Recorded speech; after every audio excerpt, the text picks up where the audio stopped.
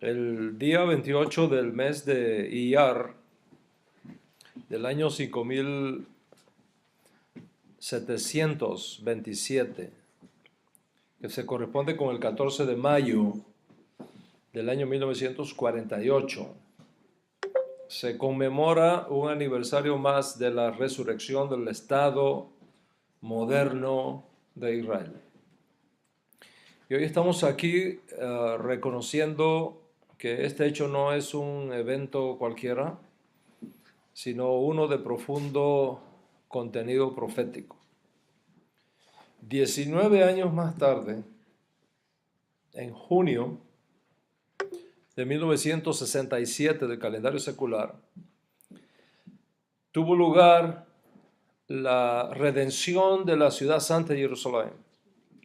Y a partir de esos dos eventos, pareciera que se ha detonado en todo el mundo el incremento de uno de los eventos proféticos más extraordinarios de todos los siglos. Me refiero a la restauración de la identidad judía de millones de hijos e hijas de Israel que se habían asimilado en las diferentes culturas nacionales del mundo.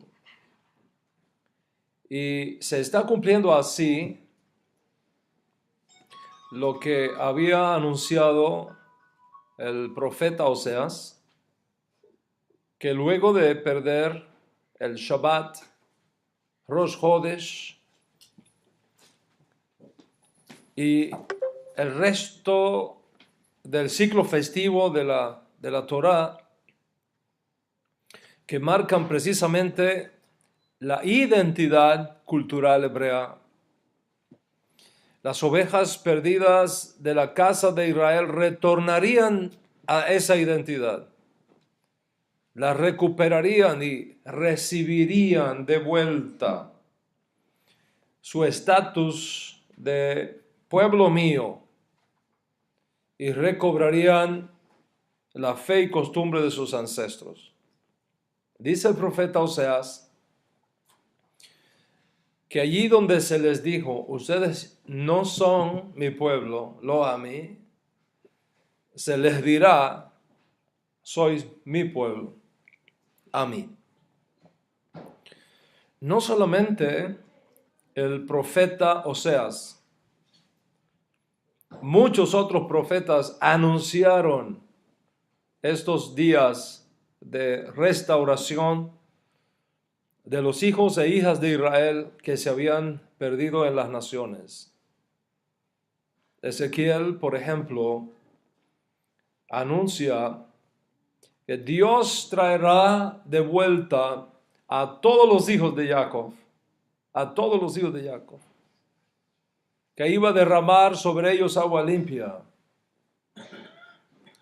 que los iba a limpiar de todas sus idolatrías, que iba a escribir otra vez la Torá, no en tablas de piedra, sino en las tablas de carne de su corazón, y colocaría su espíritu dentro de ellos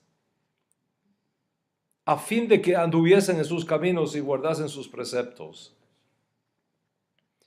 Por su parte, el profeta Jeremías, Yirmiyahu, anuncia algo realmente extraordinario. En el capítulo 16 de su profecía, dice el profeta Jeremías, vienen días, dice Hashem,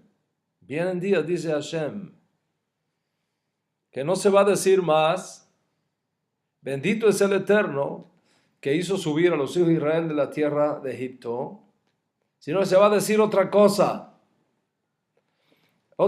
más grande todavía.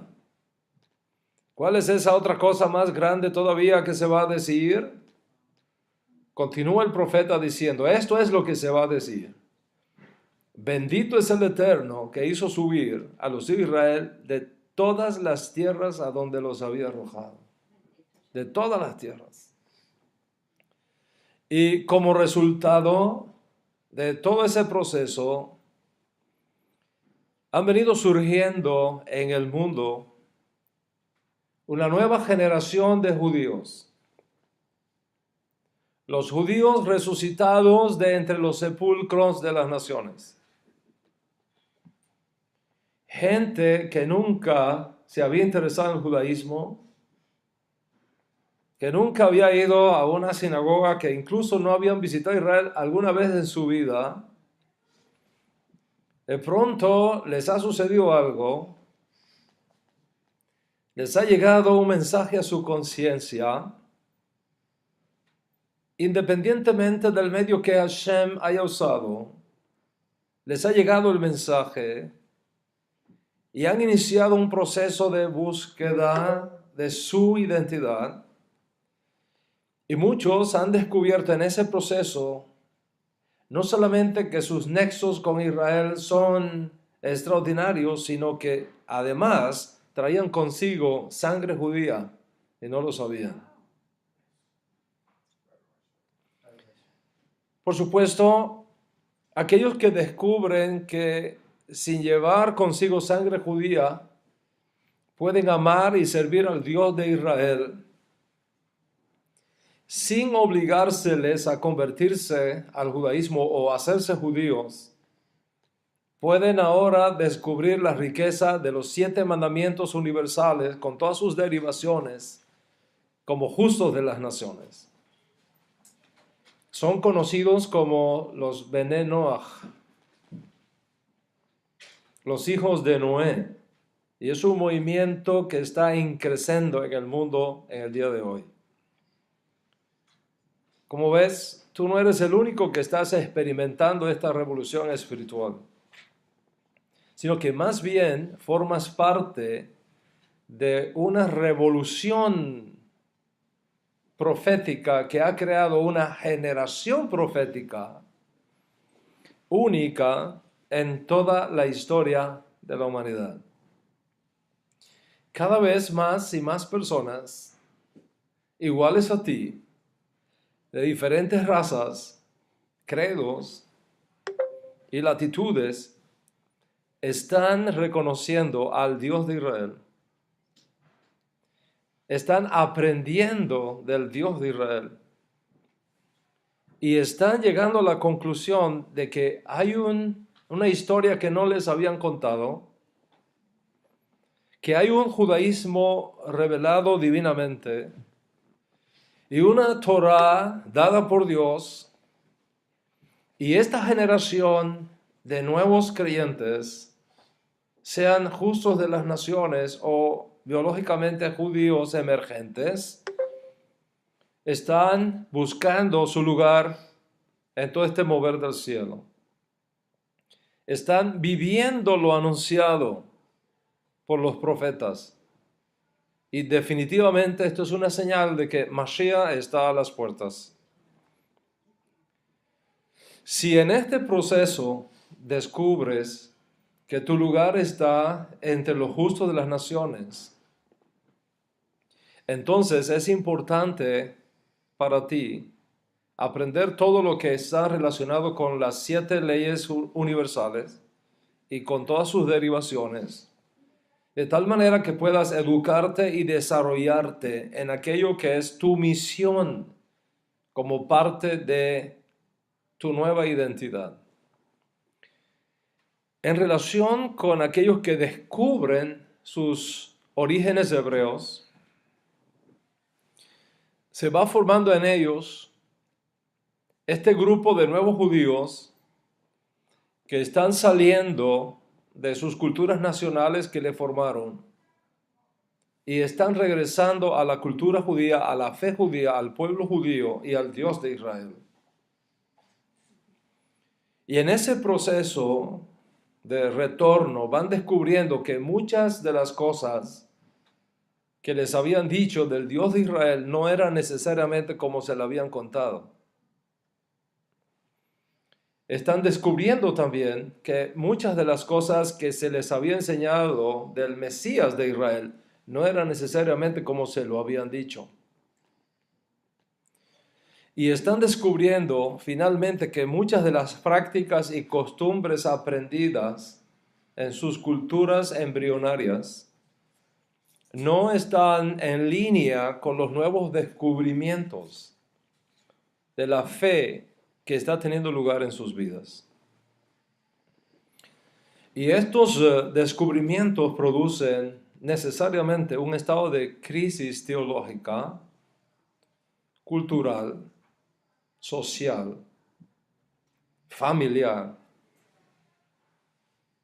psicológica incluso, que requiere atención y consideración para reorientar sus vidas en aquello que habían perdido y que ahora han encontrado.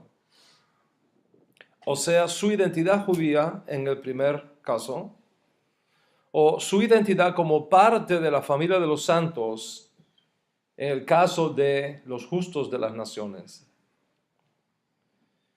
Una vez que el descubrimiento de los nexos biológicos con el judaísmo tiene lugar, más allá de cualquier duda razonable, muchas preguntas surgen en la mente de estos nuevos creyentes. ¿Qué voy a hacer con todo esto? ¿Qué voy a hacer con todo este arrastre teológico y cultural que he vivido por los últimos 20, 40 o 50 años de mi vida? ¿Lo tiro todo y comienzo a vivir desde cero mi vida judía? ¿O hay algo que puedo retener conmigo? Por ejemplo, ¿qué de mis costumbres alimenticias? ¿Qué puedo retener y qué puedo dejar? ¿Qué de mis costumbres sociales? ¿Es que me tengo que vestir diferente ahora? ¿Cómo hago con la educación de mis hijos?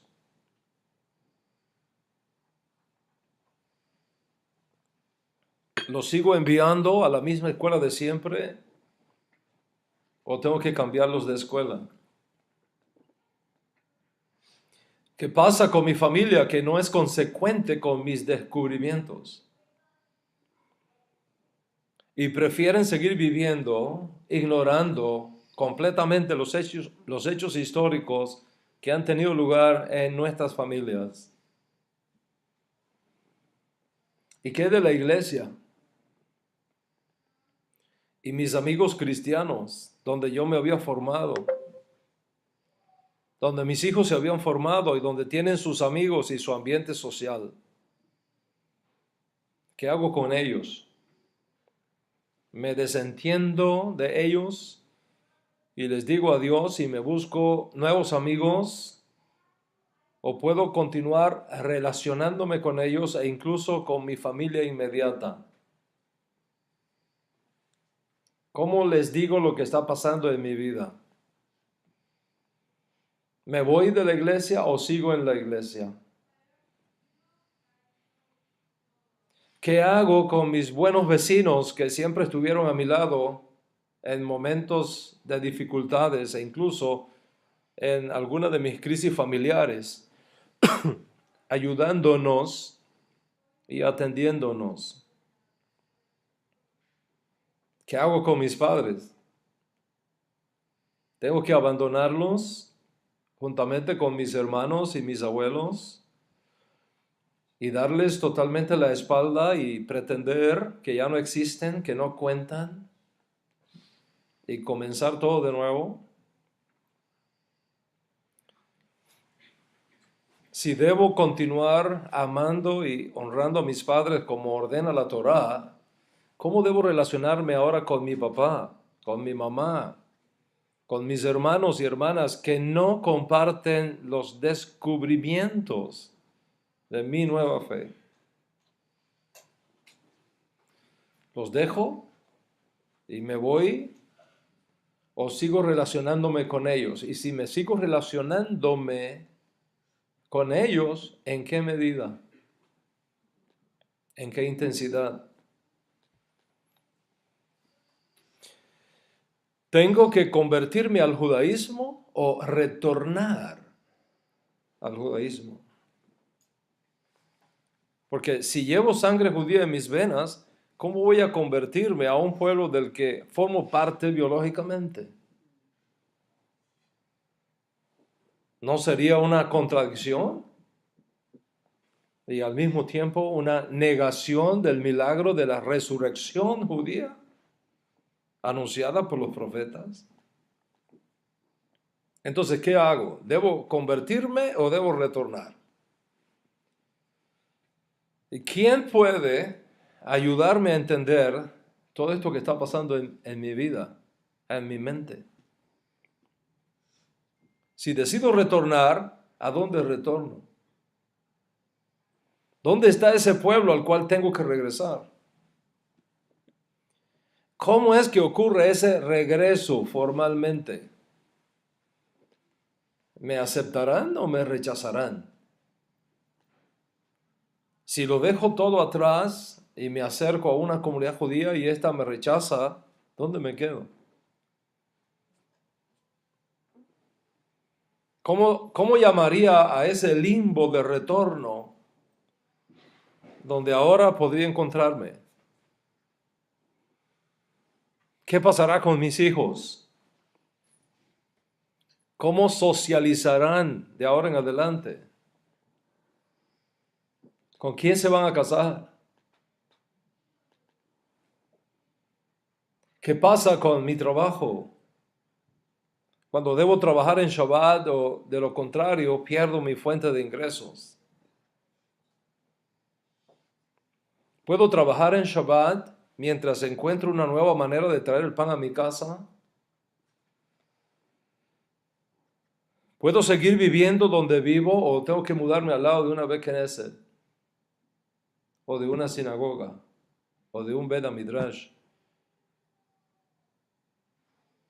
Todas estas preguntas y muchas más forman parte del impacto teológico, psicológico, social que están experimentando o que experimentarán en mayor o menor intensidad la nueva generación de judíos que ha surgido y que continúa surgiendo en el mundo. Es un proceso que requiere atención y que requiere paciencia y educación. Y entre las miles de preguntas que surgen, una en particular es la que vamos a estar compartiendo en la clase de hoy, en la conferencia de hoy. ¿A qué comunidad debo unirme? ¿Cómo es ese proceso? ¿Qué tipo de judaísmo debo elegir para expresar cultural y socialmente mi identidad judía? ¿Hay un solo judaísmo o hay muchos judaísmos? ¿Y cuál es el auténtico? Si este es tu caso, entonces justamente para ti van dirigidas mis palabras. Y es por eso que el tema de esta conferencia, que espero pueda ser una serie que cubra todos las demandas y reclamos que un tema así tiene, se llama Eligiendo tu judaísmo. Eligiendo tu judaísmo. El título solamente nos dice muchas cosas, muchas cosas. Primero, que existe el judaísmo. Segundo, que existe más de una forma de judaísmo. De lo contrario, no habría elección. Y tercero, que soy responsable de elegir el tipo de judaísmo que quiero tomar como expresión de mi nueva identidad. Entonces, vamos a desarrollar tanto como podamos estas tres ideas. Primero, que existe el judaísmo. Que existe el judaísmo. En sentido general, puedo decirte que judaísmo es la forma de vida que Dios reveló al pueblo hebreo por medio de Moisés y que incluye valores teológicos, culturales y religiosos únicos en su clase.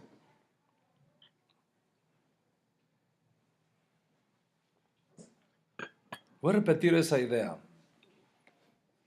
A los efectos de esta conferencia, vamos a definir judaísmo como la forma de vida que Dios reveló al pueblo hebreo por mano de Moisés y que incluye valores teológicos, culturales y religiosos únicos en su clase. Y como te darás cuenta, en esta definición hay dos expresiones que son clave. Primero, que el judaísmo es una forma de vida. El judaísmo es un estilo de vida. Eso es lo primero. Y lo segundo, que el judaísmo es un estilo de vida o una forma de vida fundamentado en una revelación divina dada al pueblo hebreo. Esto significa que el judaísmo es la única religión del mundo que puede demostrar científica e históricamente su origen divino. Voy a repetirte esa idea porque es muy importante. Solamente el judaísmo puede demostrar su origen divino de una forma científica e histórica. ¿Y cómo podemos demostrar eso? La demostración viene dada por tres tipos de evidencias. Tres tipos de evidencias. En primer lugar, lo sucedido con Moisés. Lo sucedió con Moisés. En segundo lugar, la naturaleza de la revelación de la Torá dada a nuestro pueblo judío. Y tercero, la naturaleza misma de algunos mandamientos dentro del conjunto de 613 mandamientos entregados por Dios a través de Moshe a nuestro pueblo judío. Te lo voy a explicar de la siguiente manera. Cuando tú estudias cualquier religión conocida en el mundo, verás que sus creadores o inventores, juntamente con lo que ellos consideran sus libros sagrados, fueron siempre el resultado de supuestos encuentros privados con sus divinidades, encuentros, por supuesto, que nadie puede comprobar. Esto es lo que explica una de las razones lógicas por las cuales Moshe Rabenu, no quería ir como redentor de Israel a Egipto. Si ustedes recuerdan, en ese famoso encuentro en el desierto de Madián, en la salsa que ardía y no se quemaba, etc. En ese contexto, Moshe Rabenu le dice al Malach, le dice a Dios, no me van a creer que tú me has aparecido. No me van a creer que tú me has aparecido. ¿Por qué? Porque no había ningún judío allí para comprobarlo. Solamente estamos tú y yo. ¿Cómo me van a creer si este encuentro es un encuentro privado entre nosotros? Para resolver esa situación, Dios hizo tres cosas. las tres cosas que mencioné como tres tipos de evidencia. ¿Cuáles son las tres cosas que Dios nos da como evidencia? Primero, le entregó a Moshe señales extraordinarias e inequívocas de que efectivamente aquel encuentro tuvo lugar y que aquella misión de redención no es algo que se le ocurrió a Moisés, sino que tiene origen divino, porque nadie podía hacer las cosas que Moisés hizo en Egipto si Dios no estaba con él. El segundo hecho que usó Dios para demostrar el origen divino de la Torá y del judaísmo dado como estilo de vida a Israel fue: te traeré aquí, le dijo Dios a Moisés, te traeré aquí, a este mismo lugar donde yo me aparecí a ti. Aquí te voy a traer y a todo tu pueblo contigo, y en este monte me adoraréis. Y en este monte me adoraréis. Y el tercer hecho que Dios usó para demostrar el origen divino de la Torá fue la naturaleza de ciertos mandamientos dados por medio de Moshe que demuestran, más allá de la duda razonable, que solamente Dios podía estar detrás de ese tipo de instrucciones que se le estaba dando al pueblo. Con respecto al primer hecho, en efecto, cuando los ancianos y líderes de Israel se encontraron con Moisés a su llegada de Madián y vieron las señales que Moisés hizo en presencia de ellos, no les quedó duda alguna de que Moshe no fue a ellos por iniciativa privada, sino que Dios mismo lo había enviado. Las señales así lo testificaban y fueron expandidas en todo Egipto.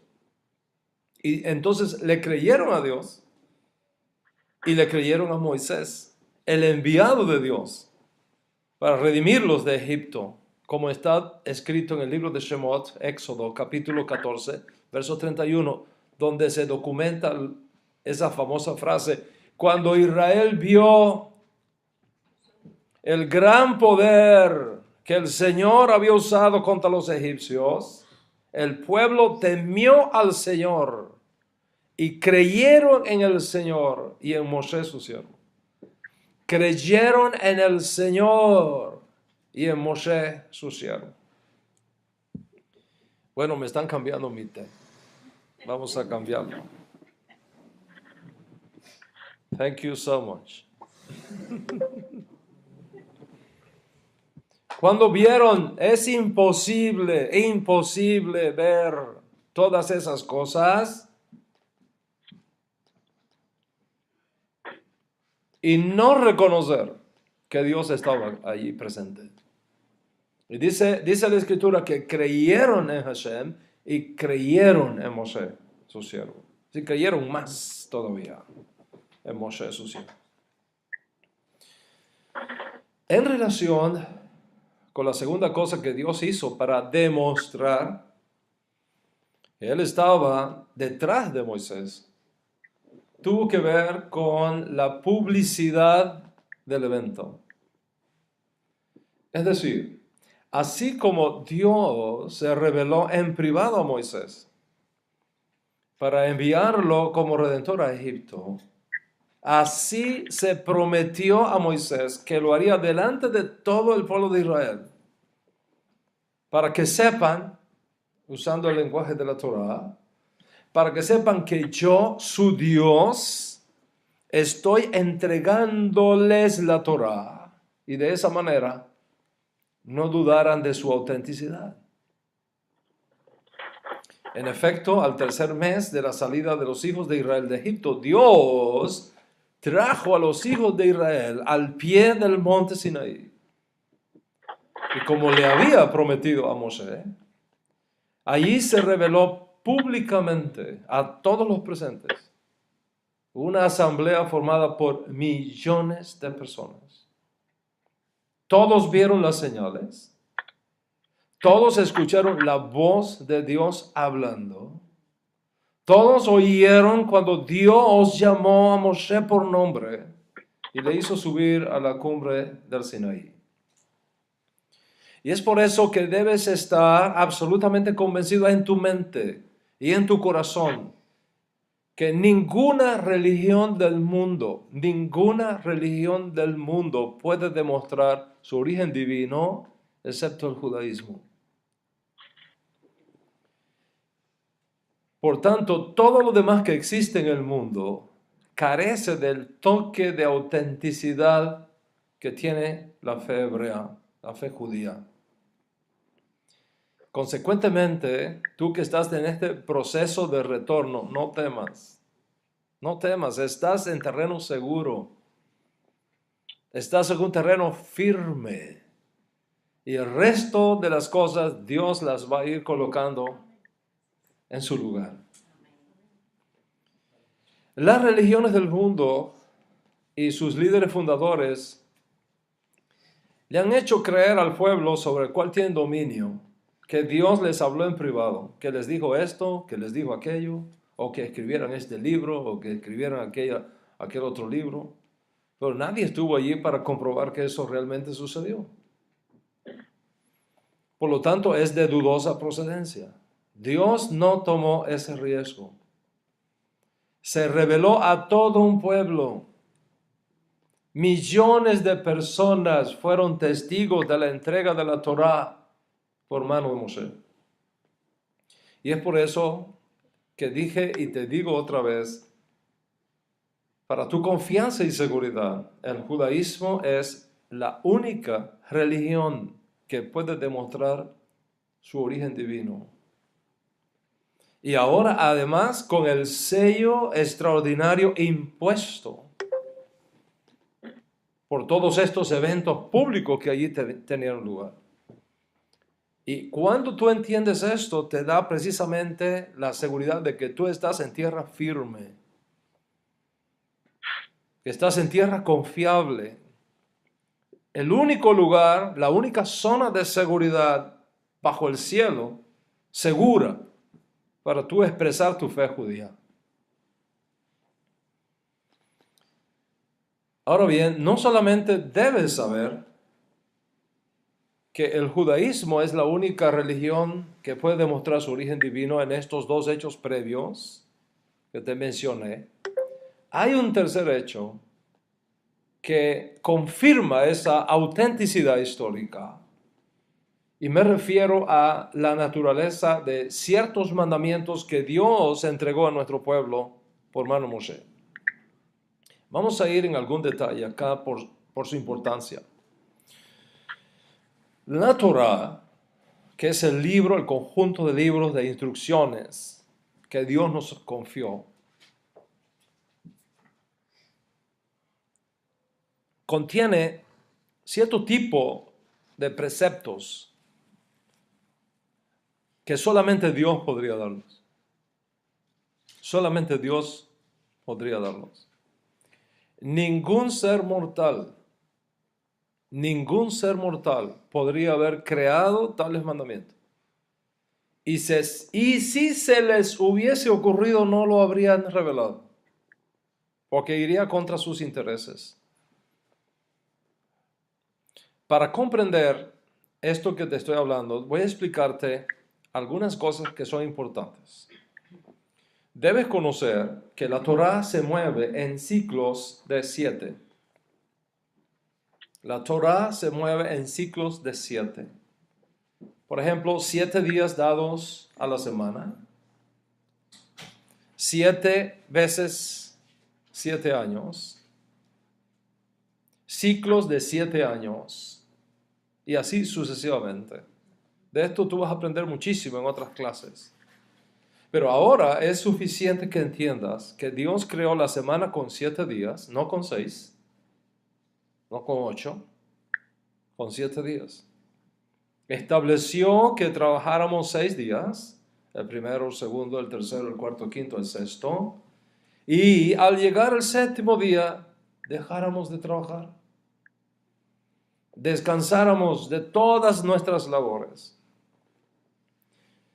Asimismo, Dios creó un ciclo de 7 años, 6 años de trabajo y 1 año de descanso, como si fuera un Shabbat semanal, ahora extendido por todo 1 año. Y además creó un ciclo de 49 años, 7 veces 7 años. Y al cumplirse ese ciclo y llegar el año 50, se debía proclamar el año de Yobel, el año de jubileo, por toda la tierra de Israel. Y teniendo en cuenta este hecho, mira ahora ciertos mandamientos que son únicos en su clase, que Dios nos dio y que demuestran más allá de cualquier duda razonable el origen divino de la Torá, tanto que ningún mortal habría podido hacerlo, ni se arriesgaría a hacerlo en ninguno de los mandamientos creados en las religiones del mundo. Te voy a citar, por ejemplo, algunos de estos mandamientos, porque todavía están frescos en nuestras mentes, toda vez que se estudiaron la Parashá Bejar de la semana pasada. Está prohibido trabajar la tierra de Israel en el año séptimo. Prohibido. No se puede trabajar la tierra de Israel en el año séptimo. Está prohibido vendimiar los árboles en la tierra de Israel en el año séptimo. Está prohibido recolectar vegetales que de suyo produce la tierra de Israel en el año séptimo. Está prohibido recolectar frutas en el año séptimo de la misma manera que se hace el resto de los años. Está prohibido recoger vegetales que crecen espontáneamente en la tierra. Y así como está prohibido en el año séptimo, está prohibido en el año 50, en el año jubileo. Lo mismo que está prohibido en cada ciclo de 7 años, está prohibido también en el año 50. ¿Te has dado cuenta de las implicaciones económicas que estas leyes tendrían para una nación? Los inventores de religiones, no importa el nombre que tengan, entre otras cosas, tienen como meta sacar algún tipo de provecho económico, político, social de sus súbditos. Eso está demostrado históricamente. Nadie se expondría a arriesgar la vida por algo que sabe que es una mentira y de lo cual no sacará ningún tipo de provecho. Ciertamente que algunos entregan sus vidas por sus ideologías, aunque erradas, pero tienen intereses detrás, intereses políticos, económicos o sociales, o que me van a regalar 10 mujeres después que me muera en un lugar maravilloso. Y por lo tanto no importa que ahora me suicide con una carga de dinamita encima. Pero la psicología enseña que ningún ser humano en su juicio cabal se dejaría quitar la vida por algo que sabe es una mentira y por algo que sabe que no va a sacar ningún provecho, ni económico, ni político, ni social, ni en este mundo, ni en el mundo por venir. Tú entregas tu vida por algo que tú estás convencido que es la verdad, en primer lugar, o por algo de lo cual tú sacas algún tipo de provecho. Sin embargo, inventar una cosa que va contra el sentido común, que va contra el interés de la gente, que va contra tu bolsillo, ¿a quién se le ocurriría? Tratar de inventar una religión donde la gente acepte vivir según tus postulados, según tus reglas, según tus principios que tú les dictes, y encima de eso exigirle que cada 7 años tienen que cancelarle todas sus deudas a su prójimo y abandonar todos sus medios de producción y dejar de plantar y cosechar y dejar de hacer negocios, y encima de eso le prometes que no teman hacerlo porque milagrosamente tú vas a garantizarles que en el 6º año van a recibir 3 veces más abundante que en cualquier año de siembra, y por lo tanto tendrán superabundancia de pan y de todo tipo de comida para el descanso del 7º año y aún más allá todavía. ¿Correrías el riesgo de hacer eso? Piensa en eso. ¿Qué inventor de mitos se arriesgaría a decirle a la gente que quiere dominar que no trabajen durante todo un año, que lo dediquen a estudiar del libro de leyes religiosas que tú le das y que no se preocupen? En el año 6º, ya lo verán, la tierra va a producir 3 veces más de lo normal para que haya suficiente fruto como si lo hubiese sembrado en el 7º año. ¿Qué pasará contigo si la gente sigue tus instrucciones y no trabaja en el 7º año? Y luego no pasa nada. No sucede nada, no hay comida. Llegó el año 6º y la tierra no produjo 3 veces más como tú le habías dicho, y ahora no hay comida en el año 7º.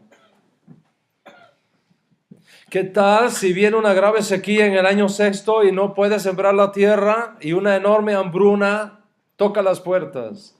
¿Qué inventor de mitos arriesgaría a dar un mandamiento como este?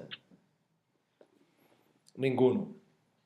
Ni el faraón de Egipto, ni el zoroastrismo, ni el mitraísmo, ni el confucianismo, ni el taoísmo, ni el cristianismo, ni el islamismo, ni ninguna otra religión inventada por los hombres, conocida o por conocer, tomaría tal riesgo.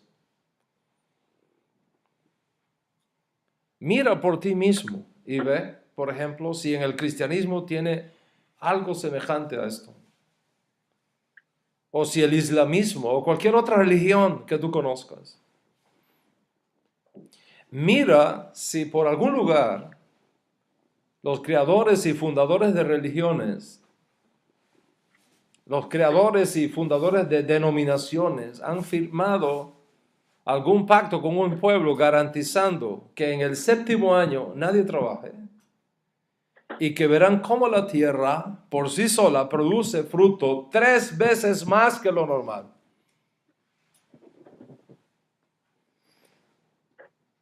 ¿Quién puede tener el control de las leyes de la naturaleza a este nivel para garantizar tal cosa? ¿Quién puede predecir el futuro de una manera tan clara y evidente, exponiéndose al escrutinio de todo un pueblo?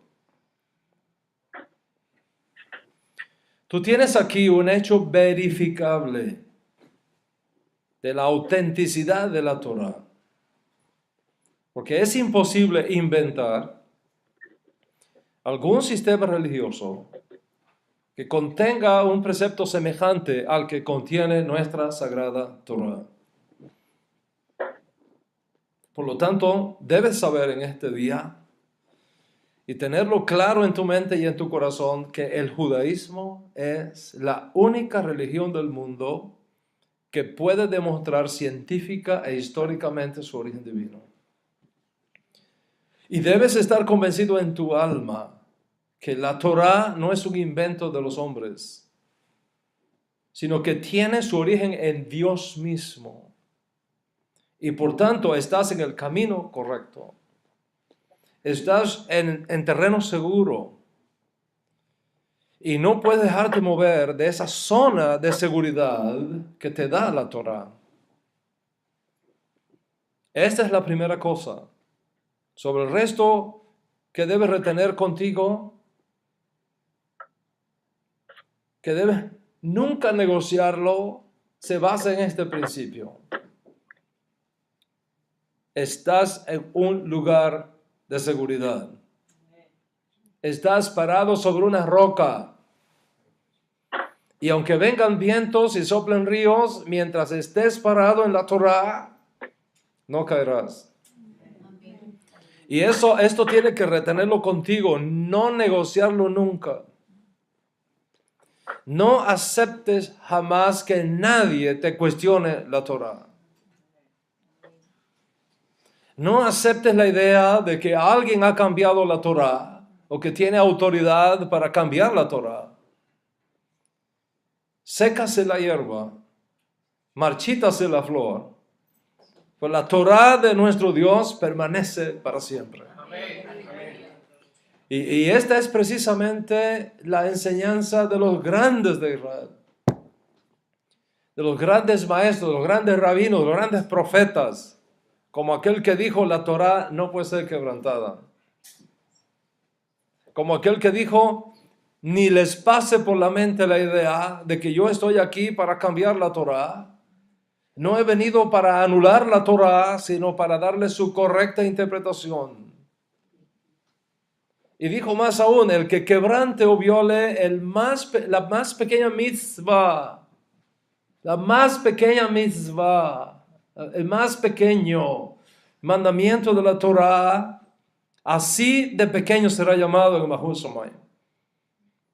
Pero el que guarde y enseñe Torá, grande será en el reino de los cielos.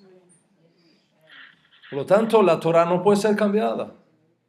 Cualquiera que afirme que Dios ha cambiado la Torá, o que la ha reemplazado por otra Torá, o como posiblemente te enseñaron en la cultura religiosa donde vienes, que el Nuevo Testamento reemplaza la Torá dada por medio de Moshe, no le creas. Están diciendo locuras. Dicen lo que saben, pero no saben lo que dicen. Hoy debes de saber en tu mente y retener en tu corazón que hay una sola Torá. Como hay un solo y único Dios verdadero.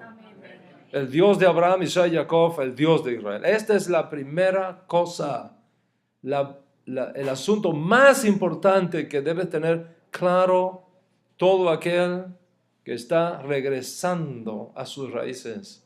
Todo aquel que está regresando a la fe que les fue robada por distintas razones a sus ancestros.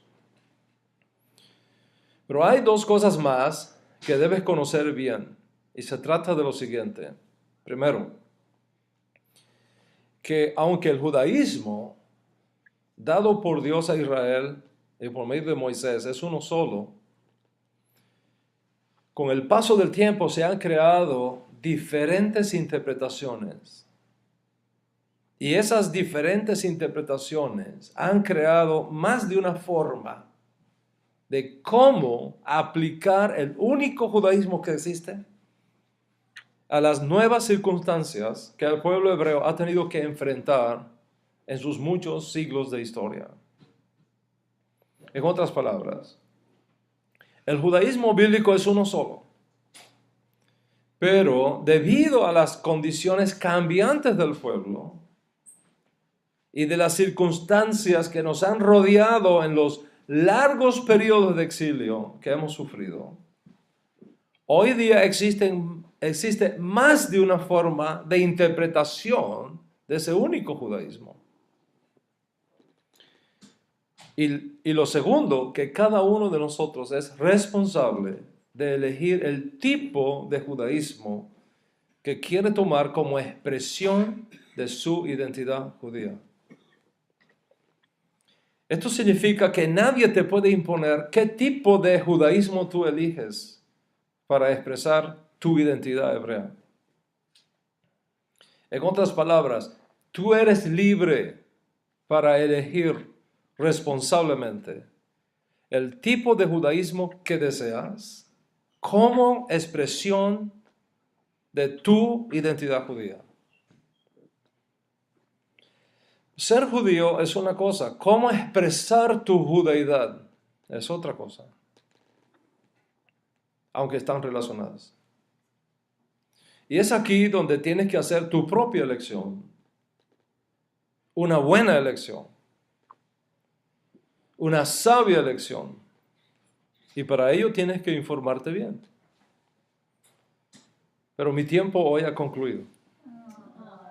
En mi próxima clase voy a hablarte de estos dos temas que tú no deberás perderte. Mientras tanto, que tengas un día bendecido o una noche bendecida, depende de donde estés, como aquí en New York hoy, con mucha alegría, con mucha salud y con mucha paz. Shalom, shalom.